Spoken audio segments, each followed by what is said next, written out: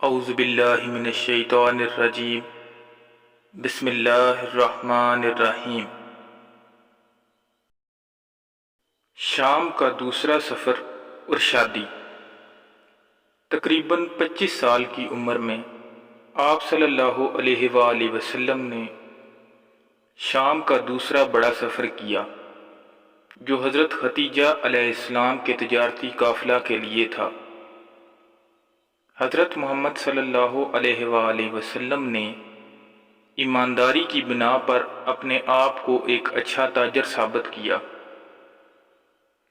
آپ صلی اللہ علیہ وآلہ وسلم دوسرے لوگوں کا مال تجارت کی غرض سے لے کر جایا کرتے تھے۔ آپ صلی اللہ علیہ وآلہ وسلم یہ خدمات حضرت خدیجہ علیہ السلام کے لیے بھی انجام دیا کرتے تھے۔ اس سفر سے واپسی پر حضرت خدیجہ کے غلام میسرہ نے ان کو حضور صلی اللہ علیہ وآلہ وسلم کی ایمانداری اور اخلاق کی کچھ باتیں بتائیں۔ انہوں نے جب یہ باتیں اپنے چچا زاد بھائی ورقہ بن نوفل کو بتائیں تو ورقہ بن نوفل نے کہا کہ جو باتیں آپ نے بتائی ہیں اگر صحیح ہیں تو یہ شخص یقیناً نبی ہیں۔ آپ حضرت محمد صلی اللہ علیہ وآلہ وسلم کے اچھے اخلاق اور ایمانداری سے بہت متاثر ہوئیں اور آپ صلی اللہ علیہ وآلہ وسلم کو شادی کا پیغام دیا، جس کو آپ صلی اللہ علیہ وآلہ وسلم نے حضرت ابو طالب کے مشورے سے قبول کر لیا۔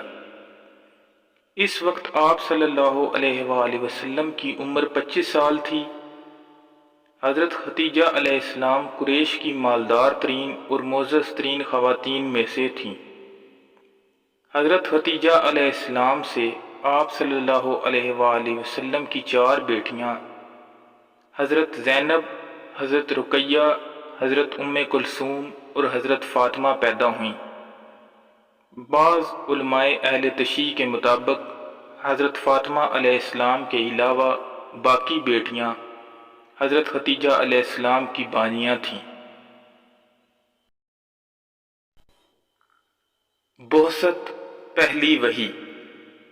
حضرت محمد صلی اللہ علیہ وآلہ وسلم غور و فکر کے لیے مکہ سے باہر ایک غار حرا میں تشریف لے جاتے تھے۔ یہ کوہ حرا کا ایک غار ہے جسے کوہ فاران بھی کہا جاتا تھا۔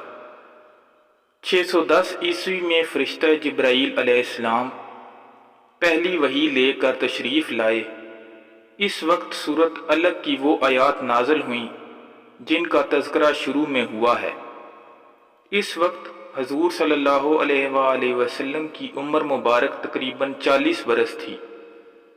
شروع ہی میں حضرت خدیجہ رضی اللہ تعالی عنہا، آپ کے چچا زاد حضرت علی علیہ السلام، آپ صلی اللہ علیہ وآلہ وسلم کے قریبی دوست حضرت ابو بکر صدیق رضی اللہ تعالی عنہ اور آپ کے آزاد کردہ غلام اور صحابی حضرت زید بن ثابت رضی اللہ تعالی عنہ آپ صلی اللہ علیہ وآلہ وسلم پر ایمان لے آئے۔ مکہ کے باہر سے پہلے شخص حضرت ابو ذر غفاری تھے جو اسلام لائے۔ پہلے تو آپ صلی اللہ علیہ وآلہ وسلم نے قریبی ساتھیوں میں تبلیغ کی، پھر تقریباً پہلی وحی کے 3 سال بعد آپ صلی اللہ علیہ وآلہ وسلم نے دعوت ذو العشیرہ کے بعد سے اسلام کے پیغام کی کھلی تبلیغ شروع کی۔ اکثر لوگوں نے مخالفت کی، مگر کچھ لوگ آہستہ آہستہ اسلام کی دعوت قبول کرتے گئے۔ مخالفت۔ جیسے جیسے اسلام قبول کرنے والوں کی تعداد بڑھتی جا رہی تھی، مقامی قبیلوں اور لیڈروں نے آپ صلی اللہ علیہ وآلہ وسلم کو اپنے لیے خطرہ سمجھنا شروع کر دیا۔ ان کی دولت اور عزت کعبہ کی وجہ سے تھی۔ اگر وہ اپنے بت کعبہ سے باہر پھینک کر ایک اللہ کی عبادت کرنے لگتے تو انہیں خوف تھا کہ تجارت کا مرکز ان کے ہاتھ سے نکل جائے گا۔ آپ صلی اللہ علیہ وآلہ وسلم کو اپنے قبیلہ سے بھی مخالفت کا سامنا کرنا پڑا، کیونکہ وہی کعبے کے رکھوالے تھے۔